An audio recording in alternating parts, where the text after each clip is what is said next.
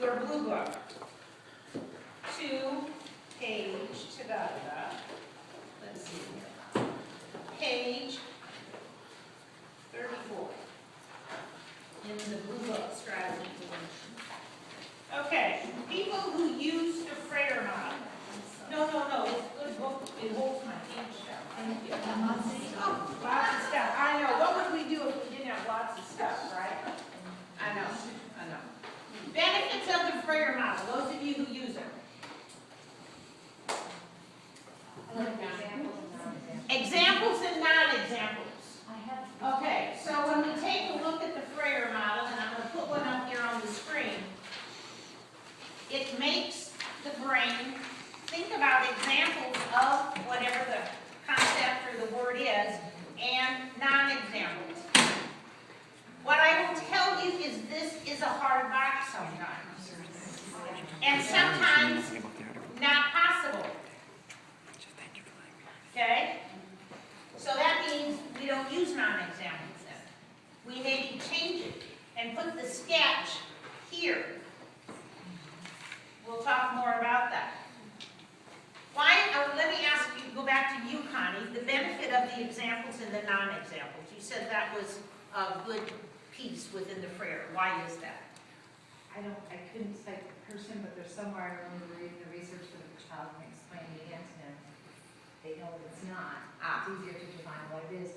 But also it's easier. I think it's a higher level skill to say that it's not. It's easier to say what it is. Absolutely. Yeah.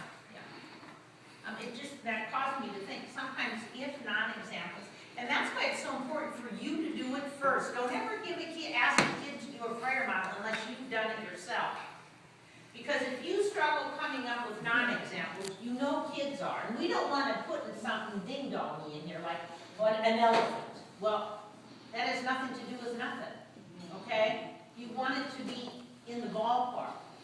And so sometimes teachers will switch non-examples to antonyms, to synonyms, depending upon what might work to push the meaning of the vocabulary.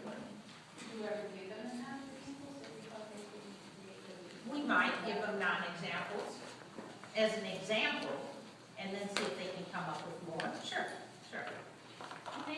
Yeah, Monique. I've used it, and the kids love sketching, and my kids have loved examples and non-examples because it says in your own life, so they like that. But Yes. the one we've had trouble with is characteristics, because often the words we have, the definition pretty much covers the characteristics. Like I just for the first time looked on page 122, and I saw cubism, but like that's a bigger idea than what we're doing in our. So I've been getting rid of characteristics and just sketch.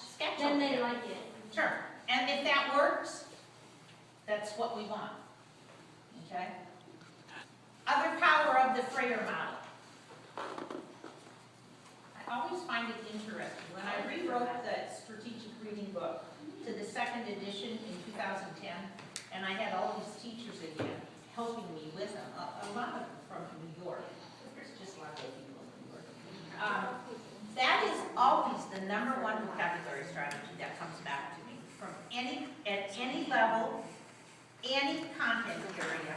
The Frayer model will come back. It is not a new strategy. I think Frayer and Guy and people developed it. It goes back to 1968. I mean, it's not a new strategy. It's just taken us a long time to pull it forward. And I think the power of the strategy is the sketching, the examples, and the non-examples. Yeah. Even kids who can't verbalize it, put it into words, if they could draw a little picture, they're doing part of it. They're thinking about it. Right. And the ability to sketch something is a higher level of thinking than the ability to state the meaning of it. Let me just give you an example. The word fire. Okay, when you think of fire, no, let's not do fire. I want to do hot. An example of hot would be fire. Okay, so when you think of the word hot, what would be a definition for hot? Just think of it. Okay. Then when you think of the word hot, what would be an example? What would be an example, anybody? Heat? No, fire. Oh, Pete. Yeah, Oh, Pete. I was thinking Kathy Harris.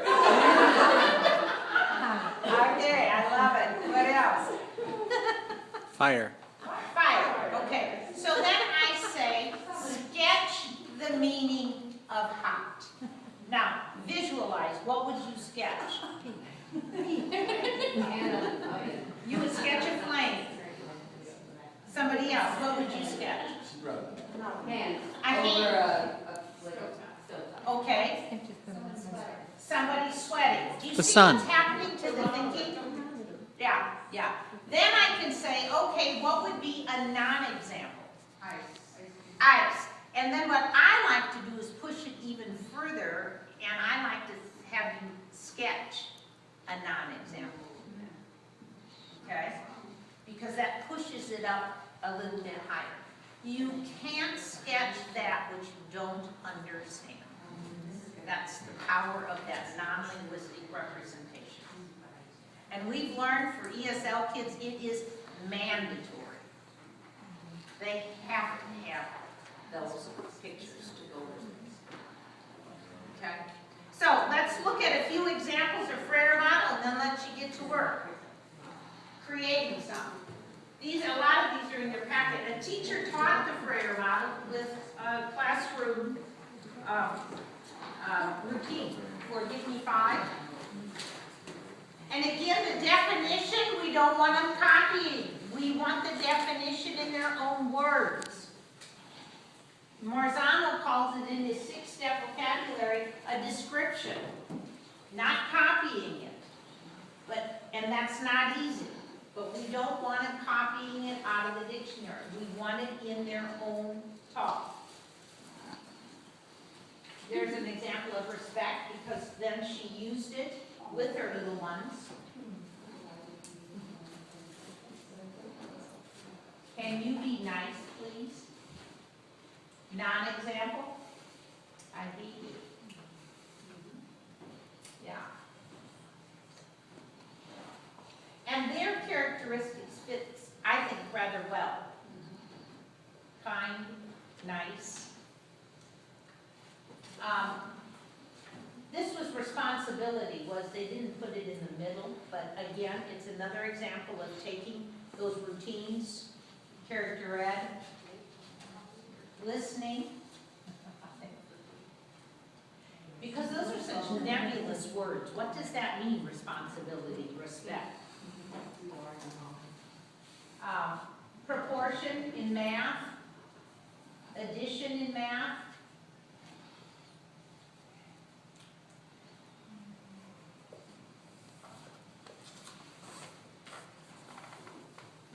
if a child can do that, you can't get a better assessment.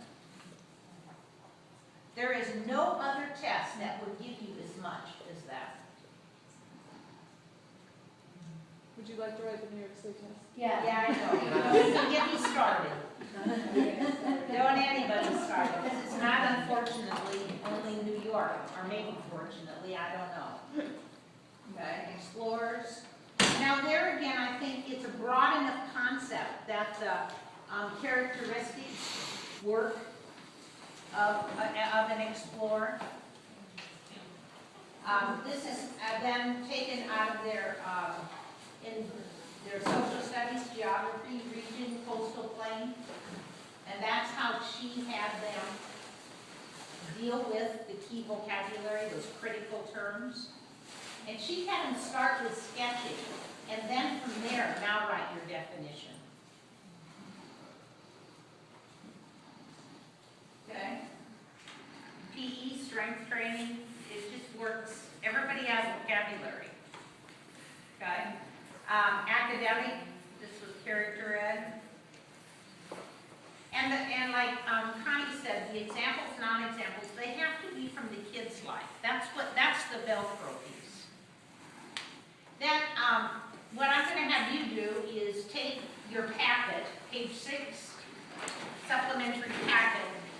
I want you to be thinking about, okay, next week, what are we teaching?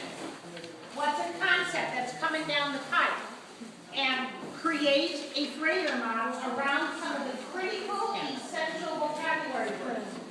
If you want to work with a colleague at the same level, feel free to move and do that. Okay? They're absolutely. Pick it, something back. Have at it.